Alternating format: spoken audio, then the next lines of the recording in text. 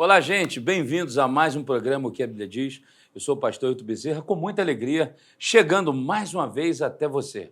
O programa O que a Bíblia Diz, ele contribui para a interação, a interatividade, chegando na sua casa, através do seu smartphone, através do seu tablet, do seu computador, sua TV, não importa. O importante é você interagir. Você já pode, inclusive, enviar sua pergunta através do meu Instagram, @PRAiltonBezerra.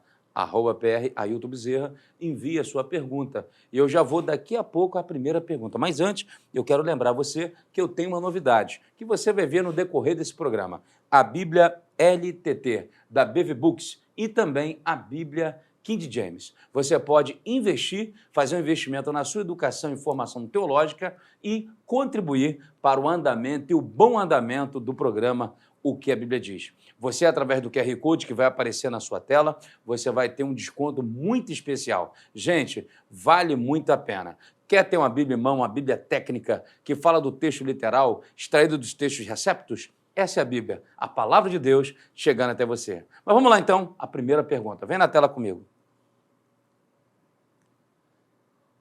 Como tirar o devorador da minha vida? Minhas finanças nunca melhoram. Madalena de Itaboraí. Madalena, obrigado pela sua pergunta e eu prometo a você que esse devorador vai sair em nome do Senhor Jesus. É bem verdade que muita gente usa a expressão metafórica do texto Sofonias para dizer sobre o devorador. Mas quem é o devorador na maioria das vezes? Eu e você, que compra o que não pode, com dinheiro que não tem, aquilo que não precisa e muitas das vezes para mostrar para os outros aquilo que nós não somos. Talvez o maior problema é de ordem emocional. Dinheiro é um modelo mental, um modelo emocional, e ele pode ajudar ou atrapalhar a ambiência da nossa vida. Por isso o apóstolo Paulo registrou em 1 Timóteo, capítulo 6, versículo 8, tendo o que comer e o que beber, com isso esteja contente. O contentamento é tudo na vida.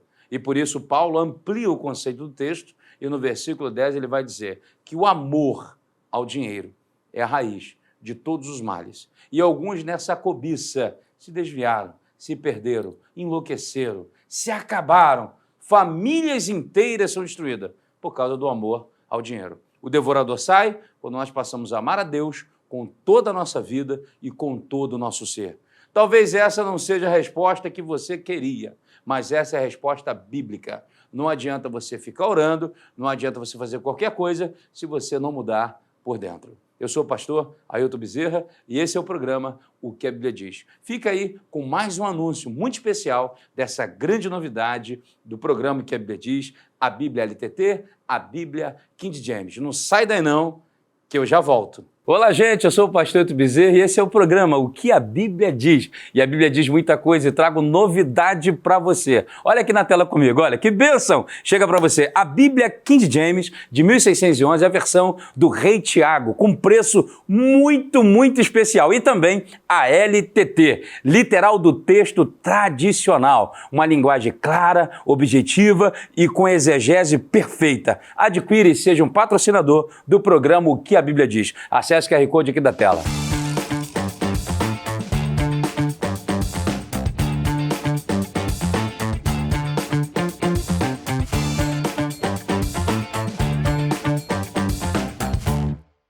Olá, gente! Então, estamos aqui nesse programa especial. Já foi respondida a primeira pergunta e, com certeza, eu não vou fazer a pergunta aos meus amigos que estão aqui para abrilhantar o programa de hoje. O tema hoje é um papo sobre psicanálise. E para debater esse tema, eu estou recebendo aqui nada mais, nada menos do que meu amigo, inclusive amigo pessoal, diretor do IBRAPSE, João Nolasco. João, bom ver você aqui, rapaz. Prazer é todo meu. E o que é IBRAPSE, a sigla?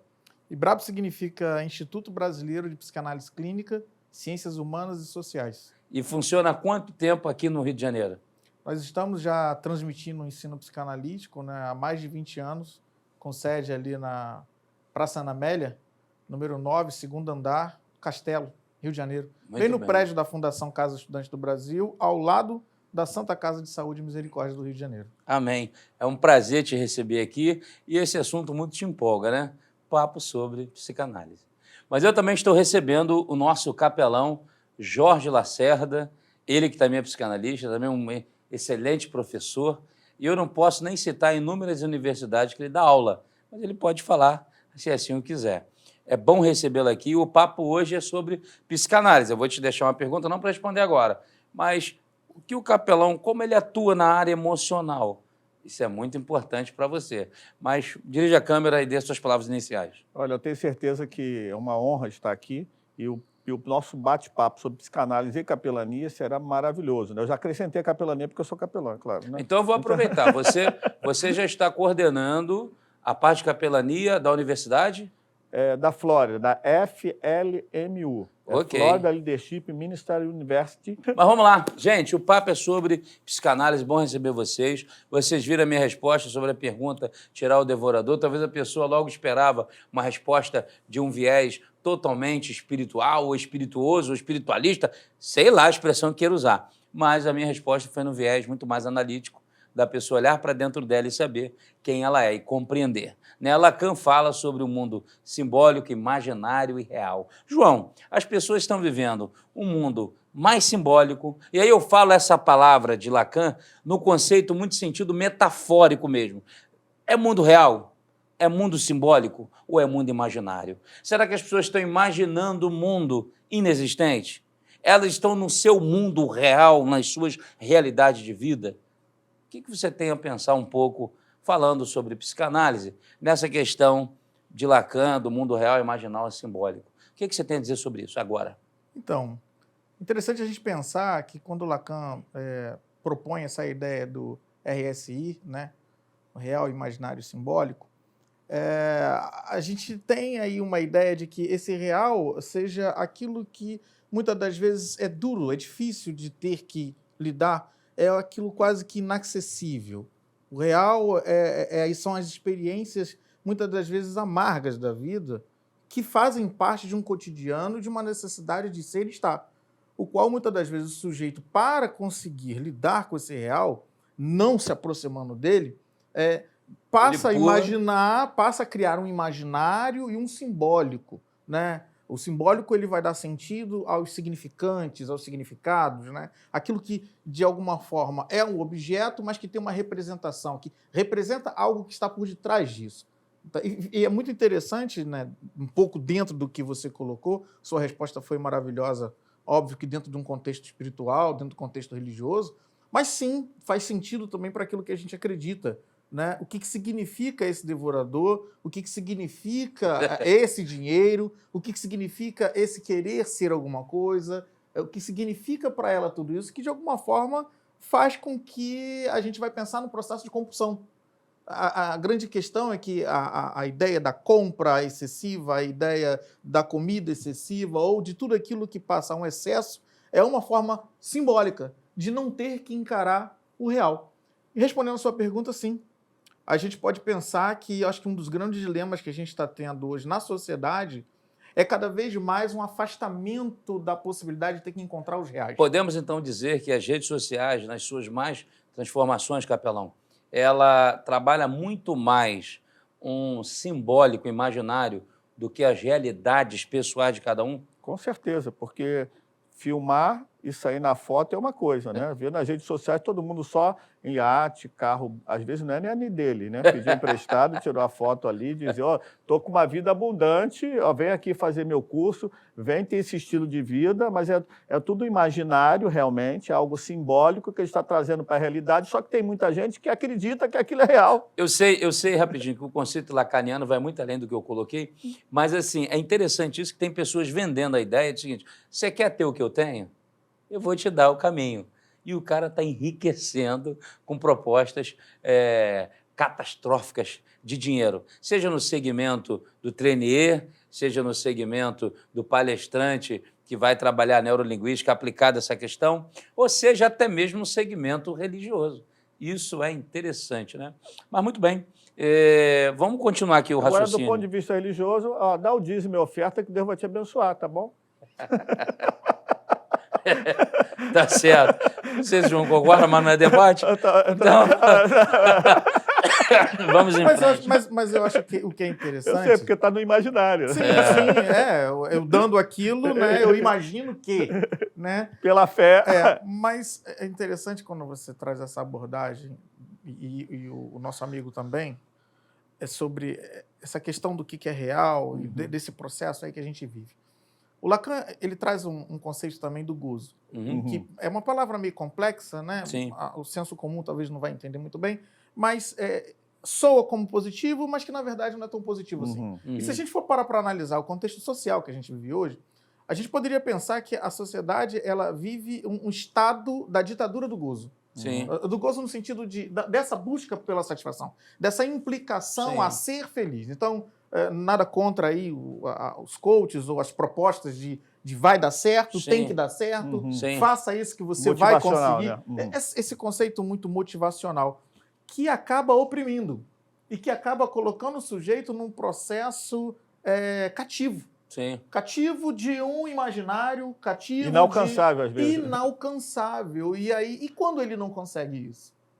E aí a gente vai perceber os altos índices de depressão, frustração, depressão e vários tipos de sintomas que vão surgir Agora, a partir dessa realidade. Então, a partir daí, nós vamos agora entrar na base, né? Porque, na verdade, esse conceito de Lacan é muito interessante, a sua fala agora do conceito do gozo é muito legal, mas assim, vamos pensar um pouco na base, né? Eu tenho dito que os sociopatas, os neuróticos, os psicóticos da sociedade... Está falando de nós, não? Não. Porque todos eles nós... nascem... porque tem um trabalho que eu desenvolvi, e não foi nem em psicanálise, foi em psicopatologia, na época, né, com a doutora Lucy, o normal e o patológico. E qual é a conclusão? Quem é normal e quem é patológico? Então, essa é uma questão de foro íntimo. Eu posso olhar para ele e falar... Por isso que eu falei. Esse camarada não é normal, não.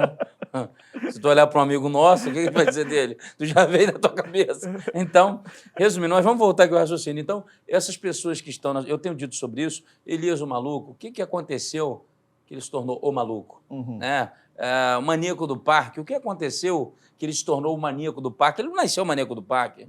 O que dizer de Hitler, como eu já tenho dito em várias preleções, ele saiu do ventre de uma mãe. Então, a gente tem o Winnicott que vai dizer que essa mãe castradora, esse pai ausente, omisso, vai gerar esses seres patológicos, vai criando uma patogenia total na sociedade.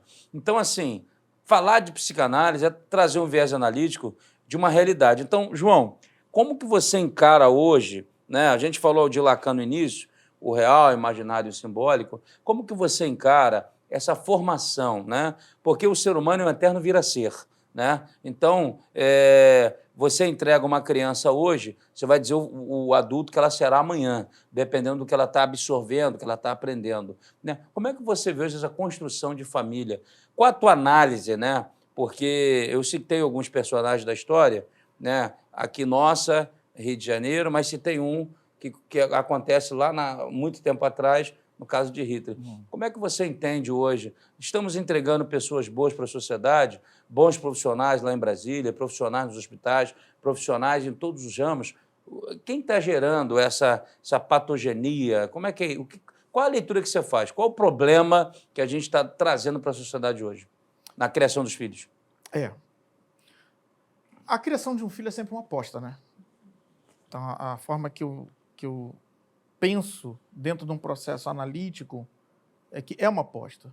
É interessante que, por mais que você tente se proteger, até no contexto pedagógico mesmo, são apostas.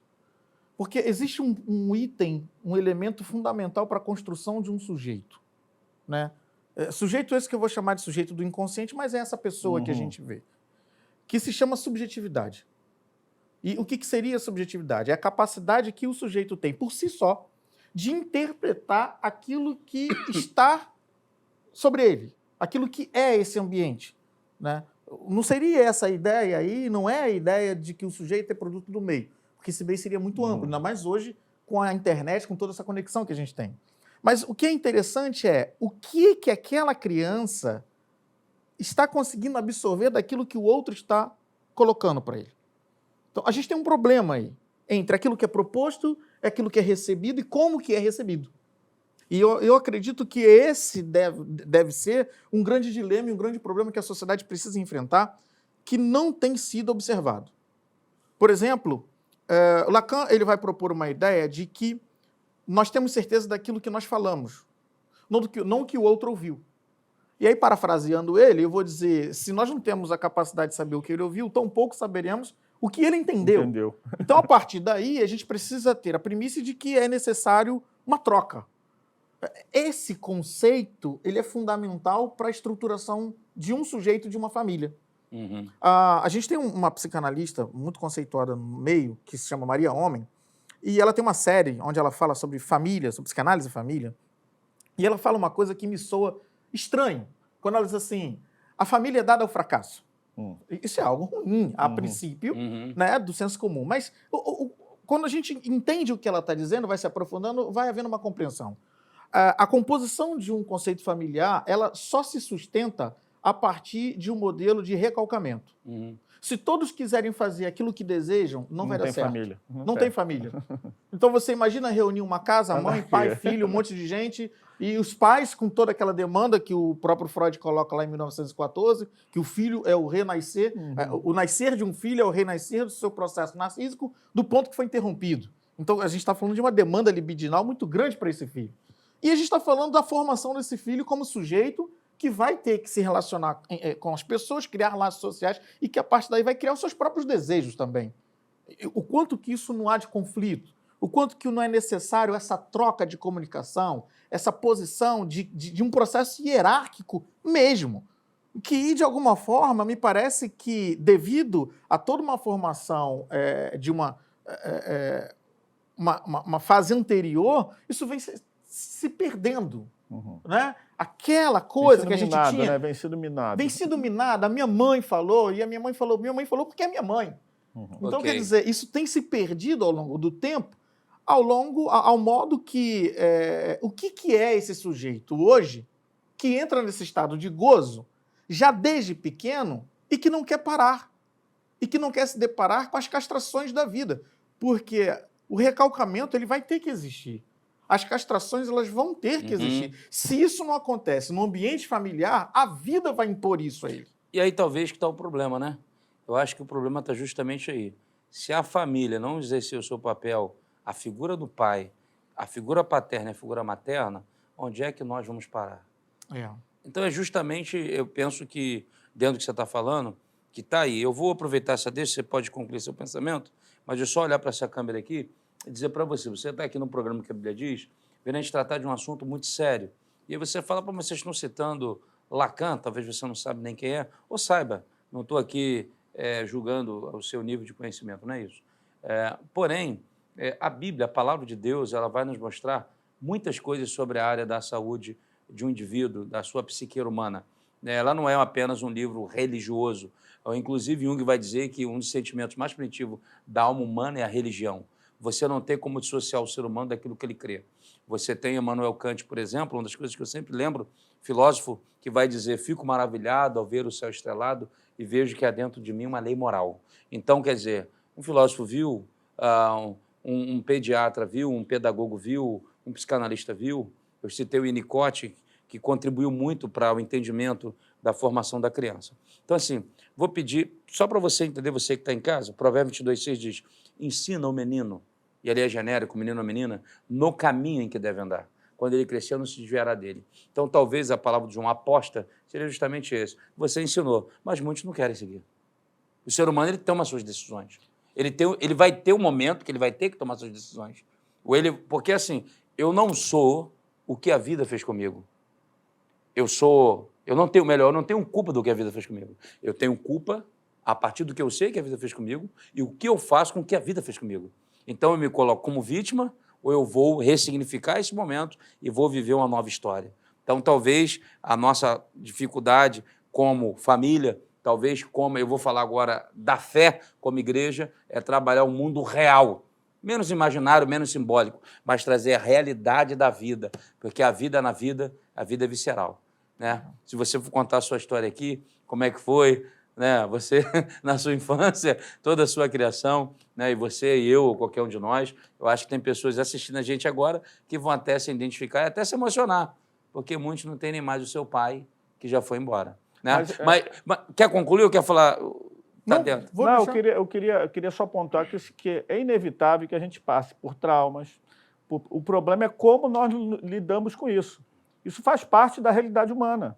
E os problemas. Como é que a gente quer ser vencedor? Todo mundo quer ser vencedor hoje. Mas, Mas o que mas é aí, vencedor? para Não é você vencer as continuar, dores? para você continuar, esse é o problema que ele falou. A tirania, eles usam uma palavra forte. Exatamente. Tirania do... Você usou uma expressão aí, a gozo. do gozo. Do gozo. Talvez isso, continua. Por quê? Por causa da mídia, porque a sociedade planta essa ideia do que o imaginário é o que deve ser real, mas a realidade não é aquilo. Pode ser que aquilo nunca seja alcançado, mas tem algum problema buscar aquilo? Não, mas você tem que estar com o pé aqui. Você passa por traumas, passa por dificuldades, passa por sofrimento. Nós somos resultado dos nossos traumas.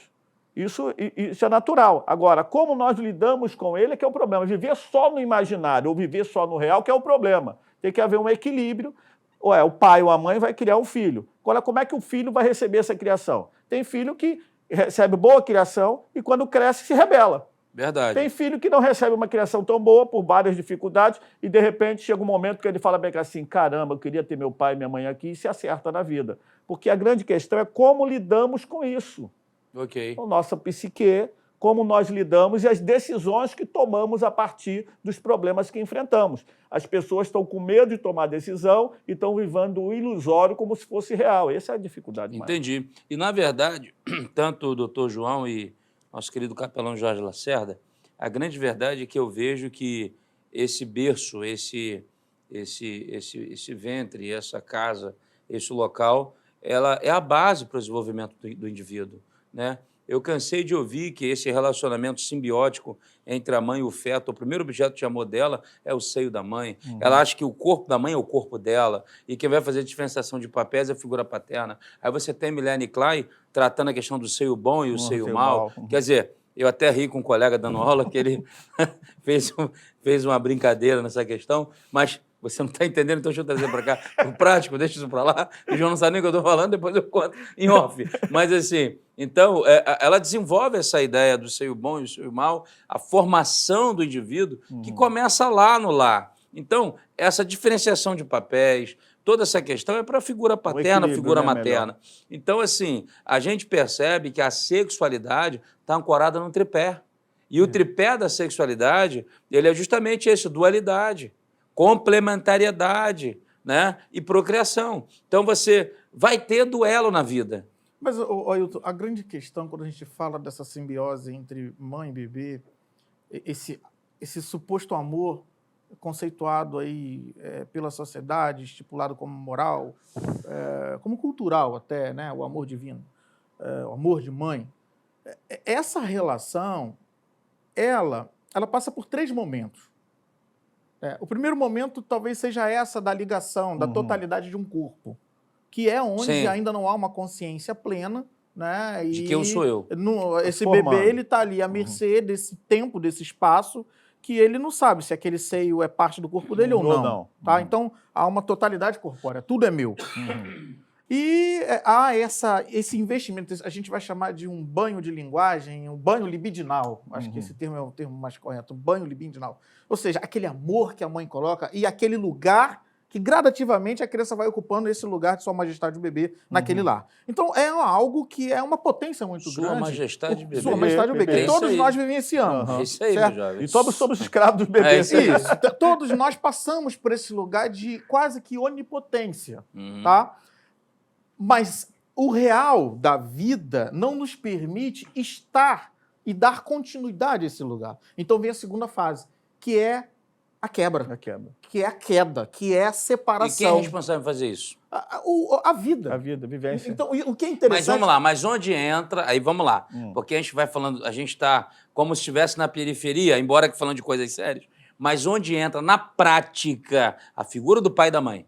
Então... É aqui que é a questão. Mas aí a questão é o seguinte, por exemplo, eu tenho uma amiga, psicanalista Lia Batista, que cuida só de crianças, de bebês, no hospital na França. E aí é interessante que uma vez a gente conversando, ela tratou assim, olha, a suposta ferida narcísica, que seria esse corte, seria esse papel de falar, olha, não existe onipotência, ela pode ser interpretada a partir do momento que aquela mãe começa a escolher uma roupa para se vestir. Para ela. não mais em prol da maternidade, não mais em prol daquela criança. São pequenos sinais que a gente já vai percebendo e a criança também vai percebendo que já existe outra coisa que ocupa também um lugar que não sou apenas eu. E aí a gente vai ter toda uma movimentação familiar que inevitavelmente vai acontecer. Aquela de espera, aquela de que agora não. E às vezes tem criança que ela mesmo toma decisão, ela se rebela e fala, não, agora eu quero escolher. Não, e a criança, Mas vamos lá, ela vai percebendo que existem outras coisas também ao redor, fora ela. E cabe aí a esse ambiente familiar fazer isso valer. Ok. Fazer isso valer. Através de regras, de limites. As regras, os limites, o não, o sim, o pode, agora não, espera. Entendeu? Então você já trouxe a resposta. Que é a grande dificuldade. Justamente o não, o sim, a importância do não. O limite, até onde pode ir, onde não Até onde pode. pode ir. Porque, na verdade, o narcisista doentio... Os limites, né? Então, ele vai se tornar um sociopata. Sim. E o sociopata, ele não consegue conviver em grupo se ele não estiver liderando, mandando, governando. Ele é um déspota, tem que girar em torno dele. Então, o problema dele é o quê? Etapas foram queimadas dentro daquele ambiente. Então, esses seres que nós entregamos à sociedade são famílias doentes. Ele não quer aceitar esse não. Sim, mas a grande verdade é que o sujeito que vai se tornar um sujeito perverso, porque esse sociopata... Tem um não, mas a gente ele vai não chamar aceita. de perverso. Ele sabe que tem um não, porém ele não aceita aquilo e ele ainda fica fixado aquele modelo de vida que para ele infantil, é prazeroso, é gozo. Que aonde o outro é a extensão do corpo dele, então o outro não tem função própria. Mas o outro faz aquilo que ele quero. Mas eu quero chegar ao seguinte, mas quem é o responsável por isso? Até então não era ele. São três, mas não tem... Não, até então não era ele em que sentido? Vamos lá.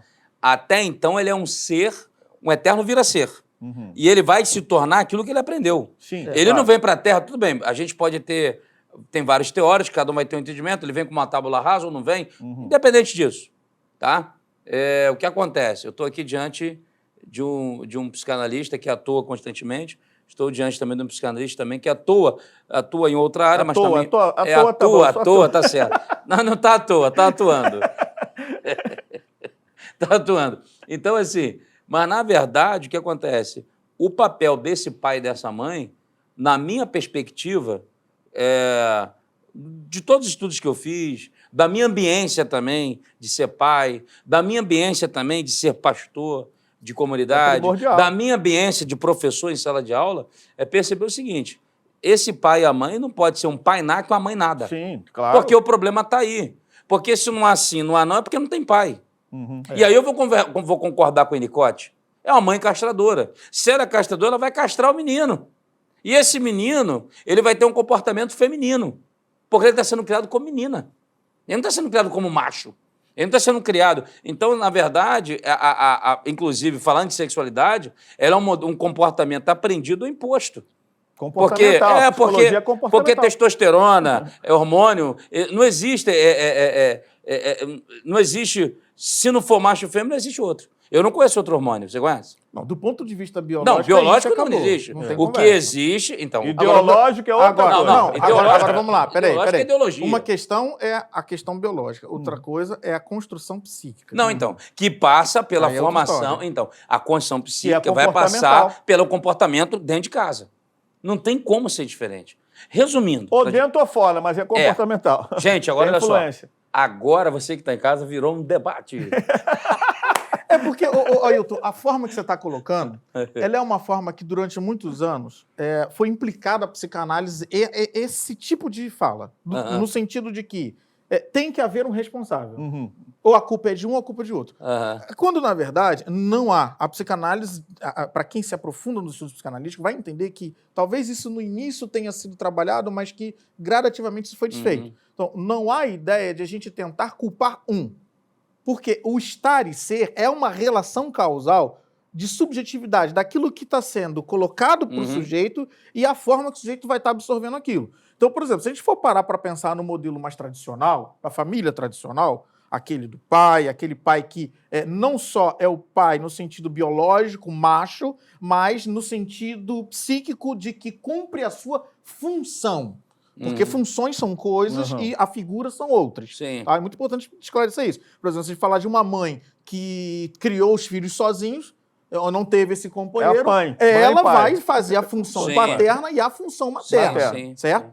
Então, vamos pensar nesse modelo mais tradicional. Sim. Então, a gente precisaria ter aqueles pais que implicam, que cuidam, que dão amor, mas que dão responsabilidade, que cobram, que fazem acontecer, que propõem o ensinamento.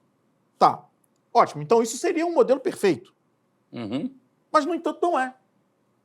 Por que a gente tem esse tipo de modelo familiar durante muitos anos e, mesmo assim, a gente vê quadros de que a pergunta que fica no final é: aonde foi que eu errei? Porque eu fiz tudo. Mas eu chego... Você está entendendo? Então, tipo entendi. assim, a gente não tem como Eu encontrar entendo. uma resposta, e ninguém vai encontrar essa resposta. A não ser dividir por áreas. Se for do ponto de vista psicanalítico é uma coisa, do ponto de vista sim. teológico é Sim. outra. Não, do mas ponto também tem... psicológico é Não, outra. porque tem outros teóricos, mas eu vou dizer que é o Entendeu? seguinte. Emily Durkheim vai dizer o seguinte: a formação de um caráter passa por uma tríade, ok?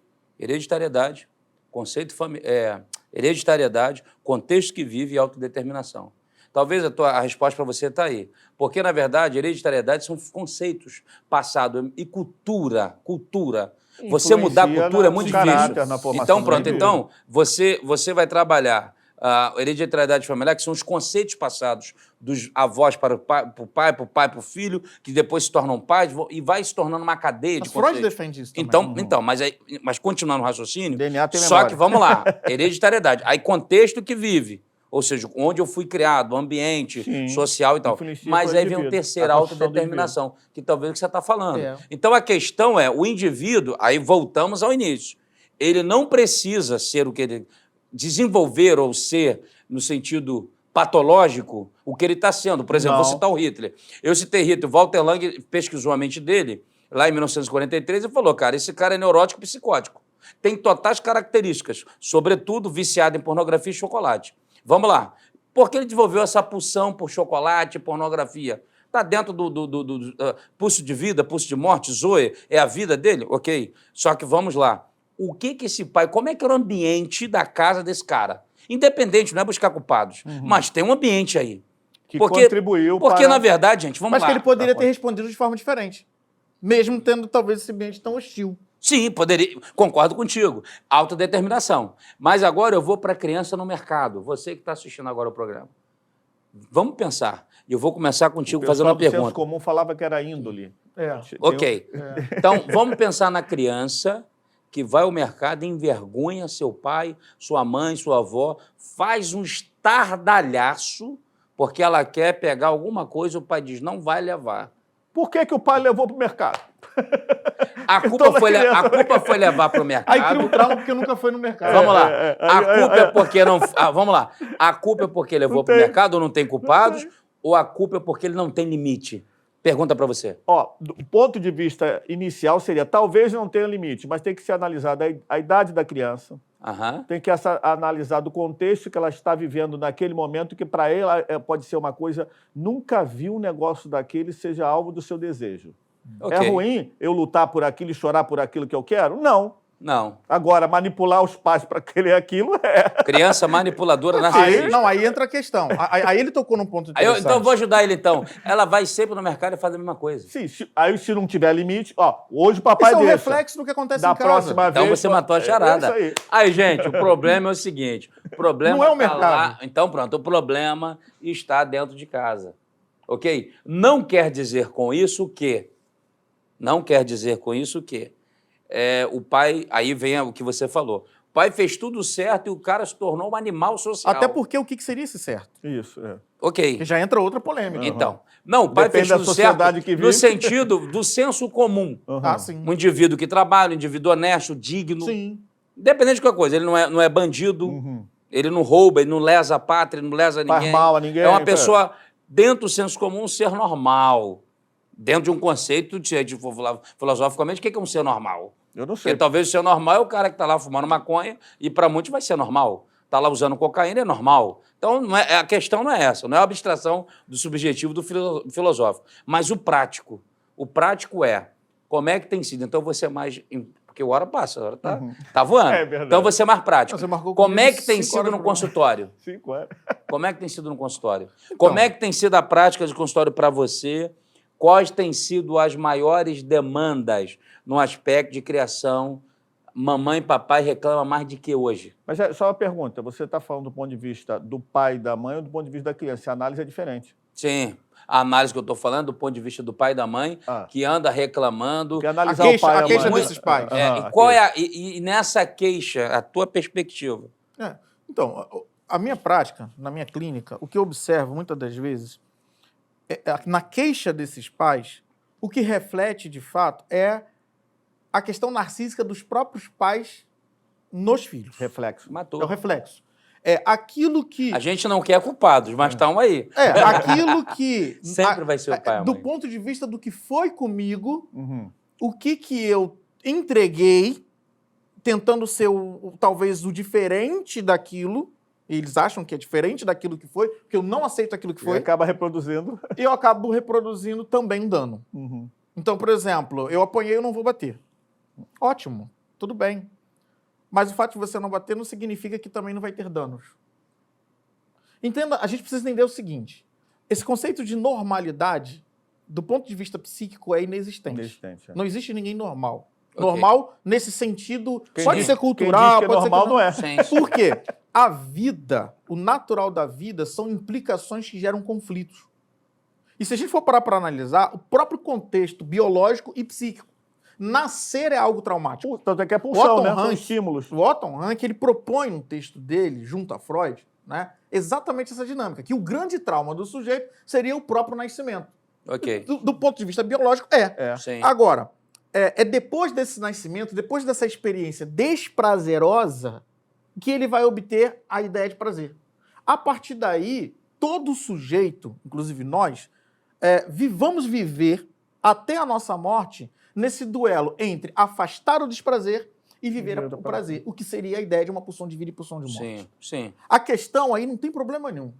O que entra no meio desse conflito entre afastar o que é desprazeroso e viver o que é prazeroso? É o como. É como que eu faço isso? É como que eu vou administrar aquilo que é ruim. Então, o Freud vamos ele lá. tem um texto de 1913 muito interessante, que é chamado de Os Tipos Neuróticos de Adoecimento. 1913. Aí, abre aspas, tem um trecho que ele coloca assim: o sujeito estava sadio enquanto suas pulsões de gratificações estavam sendo vivenciadas e satisfeitas. Uhum. A possibilidade de tornar-se adoentado quando são interrompidas ou quando há uma repressão. Uhum. E a partir dessa repressão não há possibilidade de criar processos substitutos. Ou seja, eu não consigo encontrar outra coisa que substitua aquela. Traumatizou e pum. Aí a gente já está gerando um trauma. E aí ele vai agravar. Precisamos observar o tempo em que se dá entre a repressão e a possibilidade de conseguir resolução do conflito. Qual é o grande problema que a gente vive hoje na sociedade? As pessoas não conseguem resolver seus conflitos. Sim. E desde Então- a infância. Então vamos lá. Isso já é trabalhado desde a Então, infância. para ser prático, então, Criança tá chorando? Toma. Fuga Sim, e mascaramento sim. o tempo todo. Tá, a criança quer? Dá. generalizado. Então vamos lá. Qual a maior reclamação, então? Em uma palavra, para a gente poder Por causa do... ser prático. Talvez seja essa, não se ver, não se reconhecer nos filhos e não ter o retorno daquilo que eles idealizam ter daquele filho. Ok. Esse é o maior conflito. Isso sofre. Querer que o filho faz seja os pais o que ele sofrer. foi. Tá. Meu filho, Aquilo que ele não foi. Ou não foi. Meu filho não é nada daquilo que eu fui, não age como foi, não faz aquilo que eu gostaria, mas quando a gente para implicar o sujeito sobre qual foi o momento que você teve uma troca com seu filho, qual foi o momento que você construiu isso. É a mesma coisa do relacionamento, Ailton. Construir, ter um relacionamento significa ter que construir. E construir significa ter que terem momentos intrucados. De vez em quando tem que ceder. E de vez em aí? quando tem que Vamos avançar. entrar então, entendi. Vamos então agora você na parte da capelania. Como é que você ajudaria? Ok, você chegou lá no quartel, você chegou no hospital, onde você estiver. Como é que o senhor ajudaria? Tá? Eu não sei se eu entro aqui num tema polêmico. Está vindo na minha cabeça bem polêmico, bem polêmico, né? Estando numa sala de aula na Deixa formação. vir, associação livre. Aqui, ó, virar terapia. Então você você Mas vamos lá. Não se reprima. Vamos lá. Vamos lá, então. Em sala de aula, aula de filosofia, Uhum. e aí, na formação em filosofia, e aí o professor começou a humilhar uma aluna. Uhum. O dilema dessa aluna, que era professora do Estado, era que na sala dela, dois jovens estavam tendo muito conflito na sala de aula. Porque o pai dele largou a mãe dele para ficar com o pai dele. E a mãe dele largou a mãe dele para ficar com a mãe dele. Vocês entenderam ou não? Entendi. Trocaram-se os casais. Sobretudo, o pai dele ficou com o pai dele, a mãe dele ficou com a mãe dele. Ficou com 2 mães e 2 pais de cada lado. E foi uma confusão, uma relação afetiva, uma confusão danada. Ela queria uma resposta ali de ajuda daquele professor que, na ocasião, era um doutorando em História pela FRJ, mas ele partiu para uma linha, ele não tem nada a ver com a nossa praia de psicanálise clínica ou de psicologia ou de neurolinguística ou qualquer outra coisa, e ele foi assim muito obtuso em cima dela, ignorante. Mas como é que você ajudaria se estamos diante desses ditames hoje? Como é que você ajudaria como capelão? Não, a pessoa, a vivência do pai e da mãe ou da... No caso da professora, ela veio pedir ajuda, ela veio pedir, como é que eu vou ajudar? Não, foram os pais dela, ela está querendo ajudar um aluno. Ajudar o aluno, os 2 alunos. Primeiro que eles não têm culpa das decisões dos pais. Correto. Pronto. Continua sendo pai e mãe, independente de qualquer coisa. Das suas opções. Só que Correto. agora está percebendo que ele está ficando adulto e vendo que pai e mãe também têm erro e falha e toma as suas próprias decisões independente do filho. Então você aconselharia a professora a simplesmente se portar como professora e trazer uma palavra de alento para ela? Alento e respeitar a decisão do pai e da mãe, mesmo que não concorde. Porque Sim. Eles são um indivíduo que tomam decisões próprias, e ele é um outro indivíduo, porque o dilema que ele está vivendo é esse. São os pais dele, na cabeça, o que está passando pela cabeça? Será que eu fiz alguma coisa de errado? Porque ele foi criado de uma forma e está vendo que não é nada daquilo. Olha o simbólico imaginário. Agora eu vou para outro assunto. Já entendi a sua perspectiva enquanto capelão, correto. Vou dar uma palma para você. Parabéns. Não, para mim não. Mas eu vou para ele aqui assim, como profissional. Agora eu vou para ele aqui. Mas tem que dar um abraço, tá? Tem que dar um abraço quando estiver chorando. Tem tá que... certo. Acolher, né? Agora o outro assunto também, de relevância também, que a gente não entrou no mérito da questão afetiva, claro. que não foi a proposta, só para ver como que a gente trabalha a professora. Porque eu acho que o cara não precisa ser psicanalista ou ser psicólogo ou ter uma área para ele ter uma empatia pelo outro. Sim, e ele não teve nenhuma. Tem que se colocar no lugar do outro. E eu, na minha prática como aluno, eu parti para cima dele e foi um debate que... Não, calma, foi debate, né? Foi um debate. Debate de ideias. E ele falou, vamos voltar para a aula. Eu falei, então vamos voltar para a aula. Isso, Foi nesse nível. Sim. Mas vamos lá. Mas, João, como então ajudar na sua área de formação, né, alguém que foi violado na sua sexualidade? A gente tem vivido, eu tenho dado palestra em muitos lugares, de saúde emocional, e eu faço isso à luz da Bíblia. Eu vou dentro para a comunidade de fé e trabalho isso, saúde emocional, depressão, síndrome do pânico, transtorno de ansiedade, agorafobia e outras fobias sociais e outros. Enfim, mas como ajudar pessoas que foram violadas, né? Mulheres que hoje são mulheres, um dia foram crianças e foram violadas em sua sexualidade, literalmente foram estupradas. Traumatizadas, né? Traumatizadas. Porque a gente está falando de família, e aí só para fazer a minha pergunta para ele, essa área sexual é uma área muito séria, né? E esses infortúnios acontecem por pessoas que mais têm convívio com a criança. Às vezes é um pai, ou às vezes é alguém muito próximo. E quantos são aqueles que estão dentro de uma comunidade de fé, ou não? Mas eu falo desse público. Aí a crise é pior ainda, né? A crise é pior ainda. E essas pessoas se sentem culpadas. Não falou para a mãe, para o pai, nunca falou, né? E a gente percebe essa realidade e as pessoas têm dificuldade de falar sobre isso. E aí me vem a grande questão. Eu tinha uma outra pergunta, mas a minha mente vagueou, então vou parar aqui. Como ajudar essas pessoas que procurou o consultório? Que eu queria que depois você desse seu contato para aquelas pessoas que precisam da terapia, do atendimento. Como que você ajuda essas pessoas dentro da terapia, do consultório? De forma prática, objetiva por cada hora, para a gente poder ser mais objetivo. Tá. Então, acho que primeiro a gente pensar que é muito difícil, né? Muito. Para o sujeito, principalmente, ter que falar. Sim. Imagina que muitas pessoas Porque carregam eu citei isso. mulher, né? Mas tem um homem também. Sim. No homem é mais difícil ainda. É mais difícil. Então, normalmente se carrega isso aí, é a tal da caixa preta. Né? A pessoa, ela tem essa vergonha do seu próprio corpo, dessa própria história. Então, isso já dificulta. Mas quando isso chega a ser verbalizado, quando isso vem à tona no set analítico, e para essas pessoas que talvez estejam sofrendo por isso, primeiro, o mais importante é procurar a ajuda de um profissional. Né? Okay. Alguém que ela possa se identificar, alguém que tenha um preparo para que ela possa tratar essa Aí eu questão seguro você para que você sofre. continuar, eu vou para ele ali. Agora, como pastor, eu vou perguntar direto a você que vai servir para aquele que está assistindo. Você acha que muitos pastores, vou falar muitos, porque, entre aspas, têm a humildade de reconhecer isso? Chegou alguém no consultório que ele tem que encaminhar para alguém da área? Sua leitura como pastor agora. Ó, infelizmente, não. É mais fácil demonizar? É mais fácil colocar a culpa no demônio, mas tem mais coisa ainda. É mais fácil ele tentar Resolver. tratar achando que é questão espiritual, sem ter conhecimento, do que encaminhar. Agora, quando ele já se capacita... Então olha para lá e fala na câmera direto. Quando ele se capacita... Colega, dirija ao colega. Colega, não faça isso. Tenha misericórdia da sua ovelha. Encaminha para um especialista, né? E continua orando por ela. Ok. Volto contigo. Eu queria só que ele falasse, porque a gente está no programa, tem que interagir com quem está em casa. Sim, não fica um papo nosso aqui, o cara está lá, não está entendendo nada, então vai lá. Então, a partir do momento que isso é colocado, é muito interessante a gente fazer um acolhimento. E o que seria esse acolhimento, né? As pessoas têm uma superstição de que o processo analítico é algo muito frio, muito longe. Um sujeito está lá, outro cá. Não é bem assim. Existe uma troca, existe um acolher. E o acolher é exatamente dar espaço a esse lugar de fala. É a maior forma de acolhimento. É permitir que o sujeito fale da forma que quiser, o que quiser, inclusive talvez chegar ao ponto... Sem julgamento. Trazer isso. Então, eu acho que esse espaço é muito interessante. E a partir daí, trabalhar o que vão ser os significantes diante desse trauma do imaginário do simbólico.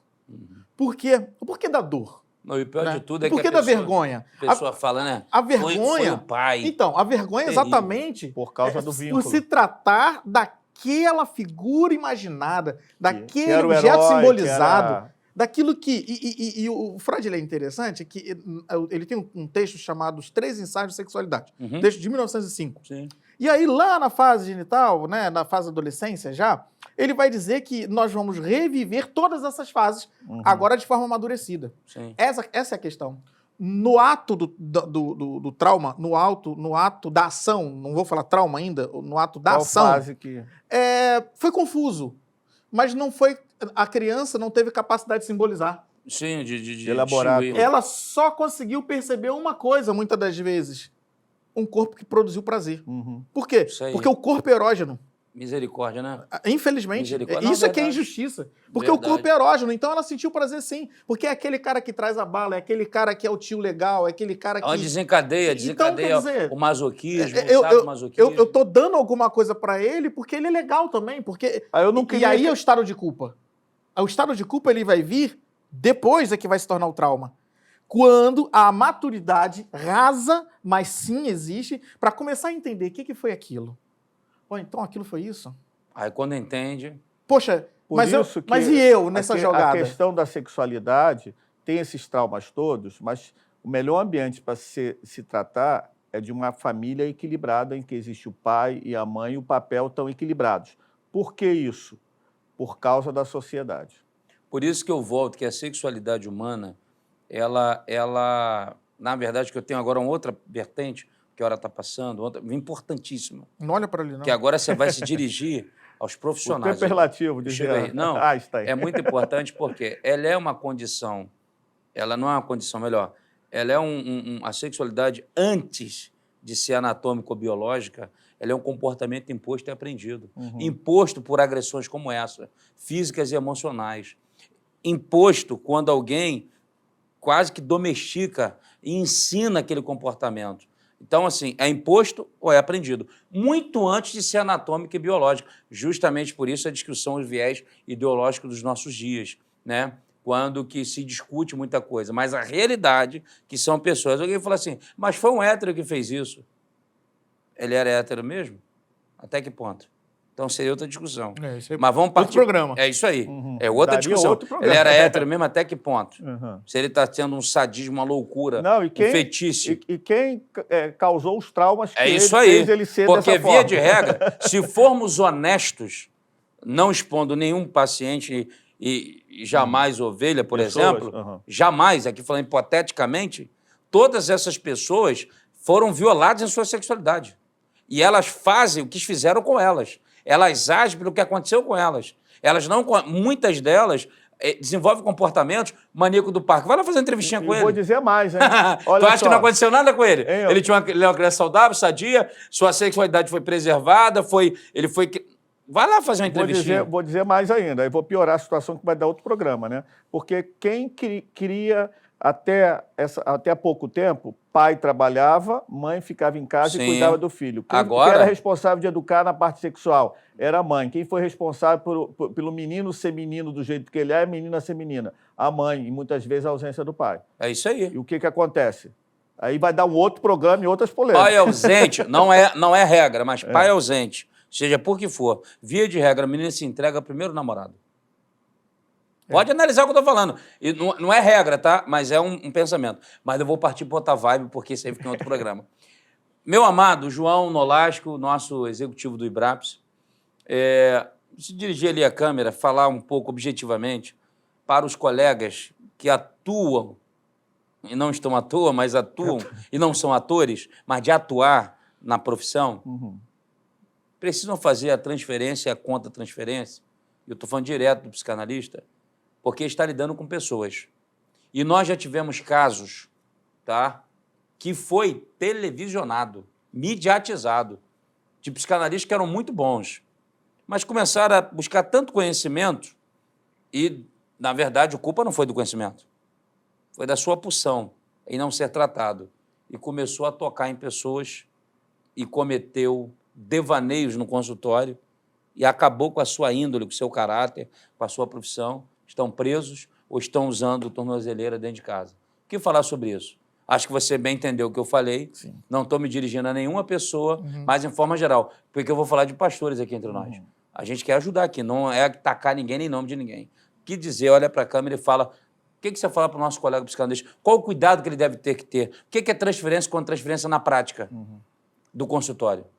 Então, a transferência e contra-transferência, ela é uma relação, tá, que surge a partir desses dois, Sim. a partir dessas duas pessoas. Existe uma ética na psicanálise. Então, acho que primeiro, para a gente falar em contra-transferência, a gente precisa pensar na ética. Né? O que é esse contra-transferido do ponto de vista negativo? O que seria eu desejar essa pessoa, me aproveitar dessa porque fragilidade. Porque a pessoa está vulnerável. Dessa fragilidade. Usar as técnicas psicanalísticas para levar ela a fazer o que ele quer. Então, eu vou pensar que esse sujeito que se diz psicanalista, porque eu não posso entender que seja, mas ele se intitula de um manipulador. Nessa linha, ele se diz pastor, sim, ele se diz médico. Sim, exatamente. Ele exerce um papel. Exatamente. Tem um livro que fala o impostor que é em mim. Já leu esse livro? Mas o impostor que é em mim? Mas já leu? O ponto central do perverso, é exatamente usurpar a lei para ele, para que assim ele possa se favorecer da lei em função própria mesmo. Essa é a coisa do perverso. Então, o perverso ele vai estar, muitas das vezes, no lugar de autoridade. No lugar do médico, no lugar do psicanalista, no lugar do líder religioso. Onde que ele é Ou seja, adorado. naquele aonde ele atrai para si esses olhares, aonde ele tem uma capacidade de sugestionar e conseguir a sua conquista. Então, qual conselho prático você daria aos colegas psicanalistas para que ele possa tomar cuidado e não cair em ciladas da sua própria essência? O que ele pode fazer? É a ética, ok, mas o que ele pode fazer na prática? Olha, a prática, eu vou dar o exemplo que o próprio Freud coloca lá em 1910, quando ele vai falar da questão da formação. Porque o Freud fala disso. Ele vai dizer assim, pobre infeliz. Ele vai utilizar esse termo. Pobre infeliz daquele que ousa se apropriar de uma das profissões quase que impossível. Ele coloca profissões como impossível o professor, e o mestre em si, né, que é isso que está ensinando. O quanto difícil isso é. Então ele vai dizer que a este não se há possibilidade de chegar ao lugar de analista no qual não se submeta a análise ao seu processo de análise pessoal. Sim. Então, o grande dano que a gente vê hoje por parte de supostas pessoas, supostos profissionais, pessoas que supostamente se colocam nesse lugar, se chama falta de análise pessoal. Seria a primeira coisa. Seria a primeira coisa. Segunda, olhar para si e se dedicar a um processo sério de pesquisa e estudo. Terceira. É isso. Não tem terceira. Eu o traria uma terceiro é se terceira. ele deixasse analisar pelo outro. Eu né? traria É uma terceira. autoanálise, mas tem que Eu ser vou trazer uma analisado. terceira. O processo, não tem terceira, o processo Vou se trazer a chama, terceira. porque a formação do psicanalista, Sim, passa pela ela análise. passa por uma tríade. Sim. E qual é a tríade? Análise pessoal, que é o processo obrigatório, e que é obrigatório e que não se tem tempo de conclusão. O grande problema é que as pessoas na ansiedade de serem psicanalistas Sim. se submetem muitas vezes a um processo de análise fajuto, fingem que estão fazendo análise E não estão fazendo simplesmente nada. para adquirir um título. E aí não tem validade nenhuma. Sim. Então o que acontece? Vai causar isso aí, muitas das vezes vai dar nisso aí. Mas eu tenho uma Então, terceira que eu vou análise falar. pessoal, estudo teórico e muita dedicação teórica, que também não tem início e não tem fim. Aliás, tem o início, mas não tem fim, Sim. porque a gente vive um processo constante de formação. E em algum momento da vida, a partir da junção desses dois elementos, surgiu o desejo de se colocar nesse lugar de analista. Sim. Que também tem toda uma regra, que o Lacan Vamos. vai dizer autorizar-se de si mesmo, mas não é algo leviano, não é algo fora, é algo que está muito bem amarrado, muito bem estruturado. Qual seria a sua fala sobre isso? Bom, primeiro eu vou falar o seguinte, é a natural, gente vai terminar o agora. processo de transferência é natural. O processo de contra-transferência também pode ser positivo ou negativo. Positivo, se ele consegue se colocar no lugar do outro e sentir o que o outro está sentindo para poder ajudá-lo. Negativo, quando ele está passando por um problema semelhante, mas não está sendo analisado, aí o que ele faz? Tem uma contra-transferência, Acabou. e aí, se ele está passando por problema semelhante, o que vai acontecer? Vai unir o útil ao agradável. Ele tem a técnica, e aqui está passando por problema semelhante. Opa, eu estou com esse problema aqui também, então vamos nos resolver. Qual seria o seu Revela conselho? uma falta, né? Ele já deu dois. Foge, encaminha para outra pessoa. Não está preparado, não está podendo. Se sente fragilizado com o Gostei. problema, Tem um encaminha para terceiro. outro. Foge. Então vamos lá. Obrigado, senhores. E eu tenho a minha fala que eu falei, que eu ia dizer e vou falar agora. João falou sobre o camarada fazer a sua análise, que é constante, não fugir.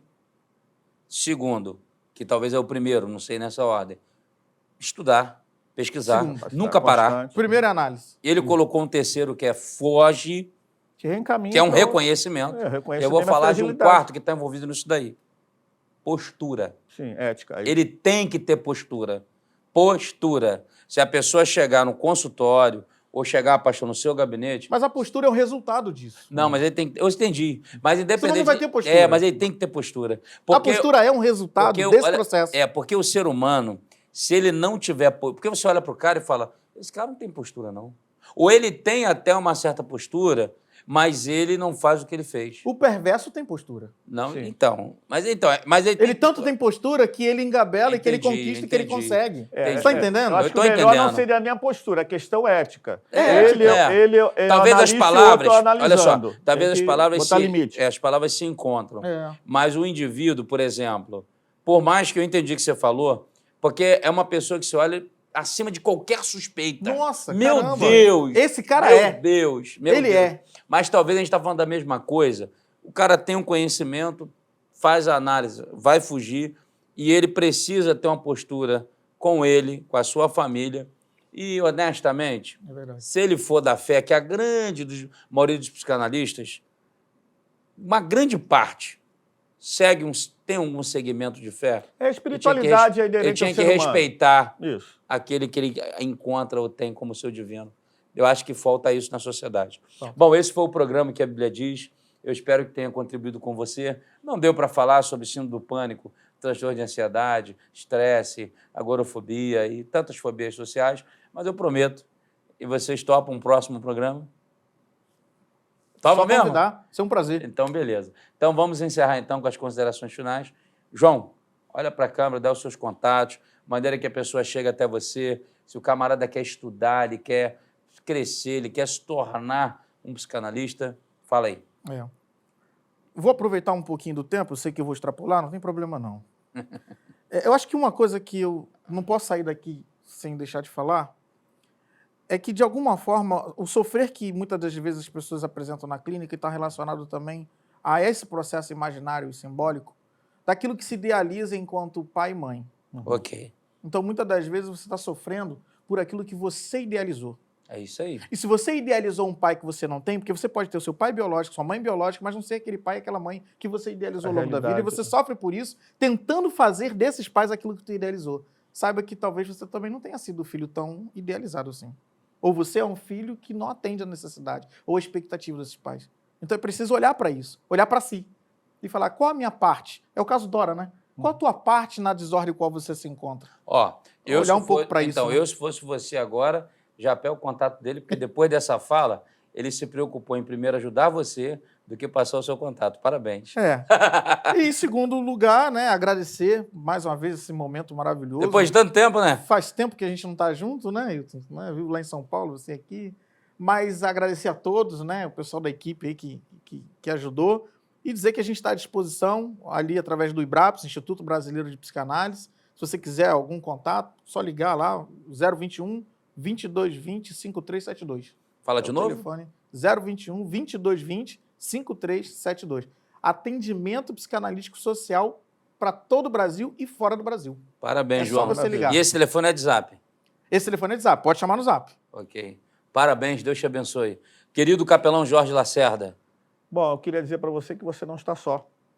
Ainda tem solução e tem pessoas que se preocupam contigo. Do ponto de vista da capelania, existe um Deus que te ama. Do ponto de vista da psicanálise, eu também te amo. Deus te abençoe. Você não está só. Ok, teu contato qual é?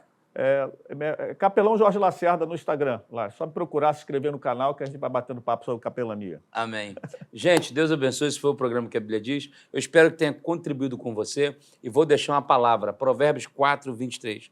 De tudo que se deve guardar, guarda o teu coração, porque dele procede as saídas da vida. Coração é a fonte de vida biológica, emocional e espiritual. A expressão do hebraico ali é psirrê, 7 sentimentos, desejo e vontade. Que você possa guardar os seus sentimentos, os seus desejos e as suas vontades. Caso contrário, você vai se autodestruir. Então, aprenda o sim, aprenda o não, aprenda a viver e que Deus te abençoe.